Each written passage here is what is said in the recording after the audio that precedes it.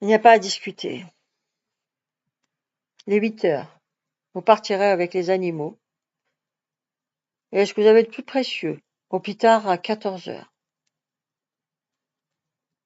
À Al-Azib El-Majenne, vous dormirez sous la tente en attendant de construire des maisons provisoires avec d'argile et des roseaux. Les soldats vont enlever les tuiles de vos toits sans les casser, ainsi que les bois de charpente. Nous reviendrons les chercher demain et les jours suivants avec les ânes et les mules, sous escorte militaire. Une distribution gratuite de semoules sera faite à votre arrivée. Un homme encore jeune se leva et s'adressa directement à moi en français. Nous étions bien tranquilles à Tachtiwin. Ici, il n'y a pas de félaga. On n'en a jamais vu. C'est bientôt la cueillette des olives, et puis il y a beaucoup de vieux qui ne peuvent plus marcher. Je l'arrête immédiatement, car si je tolère la discussion, nous sommes fichus. Tu n'es qu'un menteur quand tu dis qu'il n'y a pas de félaga. C'est ce soir. Tu n'en auras plus, car ils n'auront plus de toit sur la tête et personne pour leur donner à manger. Retournez immédiatement chez vous pour préparer vos bagages. Il vous reste 6 heures. Exécution. Walter, de son coin, me fait un signe d'approbation, mais je me sens mal à l'aise. La tête basse, les familles se dispersent et une grande agitation s'empare du village. Les soldats, par équipe de 2, enlèvent les tuiles romaines et les empilent avec plus ou moins de délicatesse, ainsi que les bois de charpente, qui sont gênés par leurs armes. Il n'est évidemment pas question de former les faisceaux. Prudence oblige. Petit à petit, le chantier monte en puissance. Nos 50 hommes travaillent vite, en jurant plutôt à qui mieux. Je passe un peu partout, surveillant les uns et invectivant les autres. Chatoise, de son côté, en fait autant. Les harkis et la djibi, dans la langue du pays, tentent de rassurer au maximum les villageois. Une demi-heure de pause pour manger une ratio de combat, et ça repart. Petit Jean m'appelle sur le seuil d'une mechta complètement détoitée. Un vieillard d'au moins 90 ans, dans un état pitoyable, est incapable de se lever, et pourtant nous devons l'emmener. Les rebelles, dans le même cas de figure, l'auraient tout simplement abattu. Je m'adresse à lui. Smahni, ya baba. Excuse-moi, mon père, mais nous ne pouvons faire autrement. Ce regard me fixe intensément.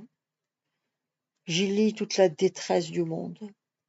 Son fils à la barbe blanche essaye avec l'aide de Colin et de Carpentier de le hisser et de l'attacher enveloppé dans une grosse couverture sur un âne impassible. Après maintes plaintes du pauvre vieux, pratiquement ligoté sur la bête, on le dirige, à petits pas, vers la Djemma, d'où partira le convoi. La pluie ne tombe toujours pas, mais une vilaine barre de nuages gris masque le Djurdjura. De partout arrivent des hommes, des femmes, des enfants chargés de ballots, qu'ils portent même sur la tête. Les animaux sont surchargés de coffres en bois, de sacs de semoule, de bidons d'huile, d'outils, de seaux, de matériel de cuisine, de couvertures et de nattes roulées. C'est la grande pagaille. Quelques troupeaux de chèvres et de moutons, d'une dizaine de têtes chacun, sont gardés par des enfants armés de bâtons. Ils s'agitent dans tous les sens pour que les bêtes ne se dispersent pas. Vers 13 heures, plus de toit. Des tuiles, des piles et de bois, de charpente s'entassent partout. On viendra les récupérer au plus vite. 150 villageois en gros sont rassemblés en un amalgame d'humains et d'animaux qui fait penser aux caravansérails des siècles derniers. Hommes et femmes de Tachtiwin, je comprends votre malheur et votre colère, mais tout sera mis en œuvre à El-Azib El-Medjen pour vous accueillir correctement. Demain, les hommes et les animaux, accompagnés par les militaires, reviendront ici pour ramener les tuiles et les bois de charpente. La cueillette de vos olives se fera sous la protection de l'armée et en plus vous serez payé 10 francs par jour. Maintenant, en route, les mulets et les ânes en tête, puis les gens à pied et en queue les troupeaux. En avant. Walter, à son tour, donne des ordres. Chatoise, formation en fer de lance en tête du convoi. Fortu, tu couvres les arrières. Je donne l'ordre par radio à Marron 3 et 4 de décrocher dans 2 heures en laissant sur place 2 embuscades. À cheval. Clopin-Clopin en désordre au début, mais rapidement mis au pas par les coups de gueule des harkis et de mon moniteur qui fait de l'excellent travail. La colonne s'ébranle et emprunte la piste qui mène à son nouveau village. Le convoi s'étire sur 500 mètres dans les braiements des ânes surchargés qui portent aussi des chapelets de volailles pendus par leurs pattes entravées. Tous marchent courbés par le poids de leur seul trésor. Mais quel maigre trésor! Ici, une vieille femme s'appuie sur une béquille de fortune, en gros bois en forme de T. Là, un marmot hurle sur le dos de sa mère. Il doit avoir faim. Les enfants, comme les grands, sont surchargés de paquets, et en plus tout le monde patauge dans la boue. Je me retourne vers Tachtiwin, qui offre le spectacle désolé de ses maisons sans toit. Les Felouzes, s'ils viennent pendant la nuit, auront une sacrée surprise. Mais je suis persuadé que le téléphone arabe a dû fonctionner. Petit à petit, les quelques kilomètres qui séparent les deux villages sont parcourus et le début de la caravane fait son entrée dans El Azib El Medjen. Walter est parti pour Tuxal et m'a dit en confidence que son tour d'AFN étant bientôt terminé, un nouveau commandant de compagnie d'active sera nommé. En attendant son arrivée, j'assurerai l'intérim. Je suis resté sans voix. Pour la journée des tuiles, c'en est une de première grandeur. Commander une section est dans les cordes d'un sous-lieutenant de réserve, mais une compagnie de combat est une toute autre affaire. Enfin, Mektoub, je commence à être fataliste. Je stoppe la colonne et avec Petit-Jean, Serpillon et Poulain, je loge environ 15 personnes par tente collective en veillant à ne pas séparer les membres d'une même famille. Les gens s'y engouffrent avec bagages et troupeaux.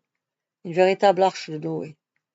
J'ai fait installer aux 4 coins de la place des mini-fûts de tôle remplis d'eau pour abreuver les hommes et les animaux.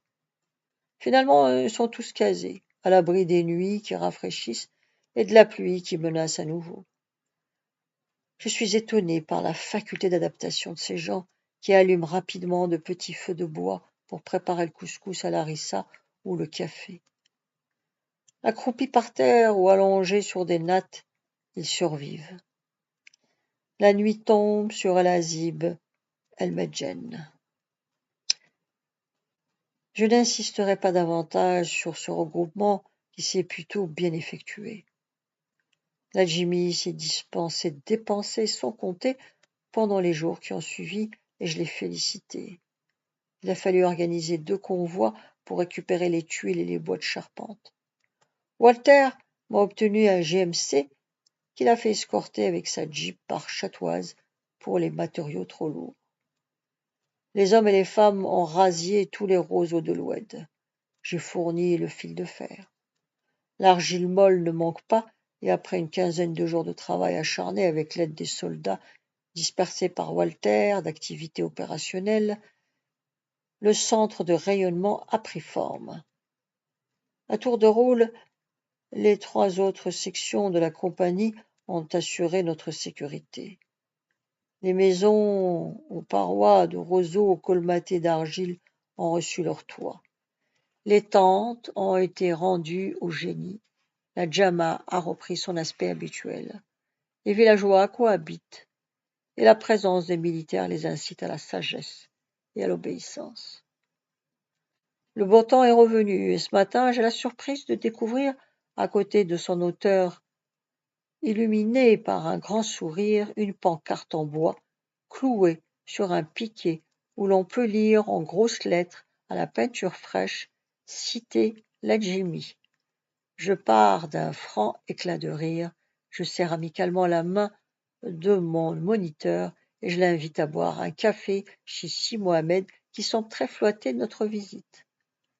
Nous le sirotons tranquillement en faisant beaucoup de bruit avec la bouche comme il se doit au milieu des autres consommateurs embarqués Mektoub dans la même galère.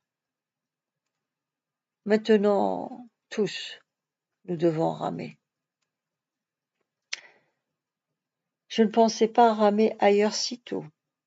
Ce matin, vers 11 heures, je viens de passer au moins 2 heures au Café Mort à discuter avec les anciens des 2 villages qui rechignent à se mélanger, drapés dans leur dignité.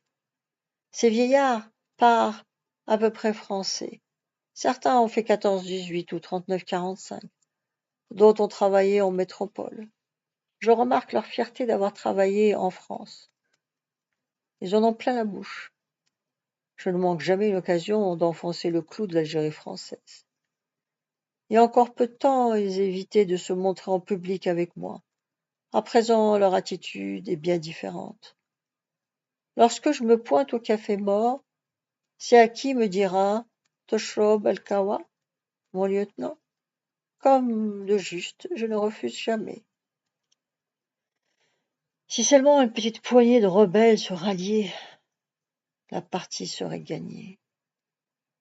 J'ai eu une conversation avec l'Adjimi à ce sujet, et lui, qui a des contacts étroits avec la population, devrait pouvoir m'obtenir des renseignements intéressants. À ce moment-là, je frapperai fort. Mon credo est d'être juste et sans faiblesse. Le vieux proverbe arabe « baise la main que tu ne peux pas couper » est un abrégé de leur philosophie. Je me répète, je ne pensais pas aller ramer ailleurs si tôt. En effet, Pinel, un message à la main, me fait signe depuis l'entrée du poste. Un message étant toujours urgent, je quitte la petite assemblée. Je prends le message, le lis. Il est libellé ainsi. Autorité origine, la Dunette. Groupe, date, heure, 10-10-59, 11 heures. Destinataire pour action sous couvert, lieutenant Fortu. Texte. Lieutenant Walter muté en métropole, rejoint Tuxal immédiatement pour assurer l'intérim. Vous envoie véhicule. Je n'en crois pas mes yeux. Si vite, me voilà commandant de compagnie et dans de beaux draps. De toute façon, je ne peux discuter. J'appelle Petit-Jean, Serpillon, Poulain et les hommes disponibles dans la cour du poste. Pinel a dû être indiscret car, pour une fois, ils sont silencieux. Je viens de recevoir un message du PC. Bataillon me donnant l'ordre d'assurer l'intérim du lieutenant Walter, muté en France. Son remplaçant devrait arriver sous peu. Je dois rejoindre immédiatement Tuxal. Petit-Jean, c'est vous qui prenez ma place, jusqu'à mon retour. Vous vous installerez dans ma mechta. Murmure dans l'assemblée. Merde alors. C'est le bordel. Serait-il chagrin de mon départ? Quant à Petit-Jean, il est tout remué, le pauvre. Il n'arrive pas à me répondre. Petit-Jean, voyons, vous êtes encore plus ancien que moi à la section. Tout se passera sans problème. Vous avez une fine équipe, des vrais baroudeurs, et mon absence ne sera pas longue. Les baroudeurs se rengorgent. Brave petit gars. Petit-Jean articule enfin. Je sais que je ne peux qu'obéir, mais j'espère que vous reviendrez bientôt.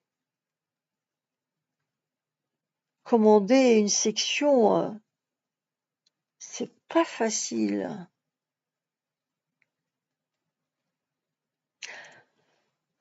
La suite demain. Vous pouvez vous abonner.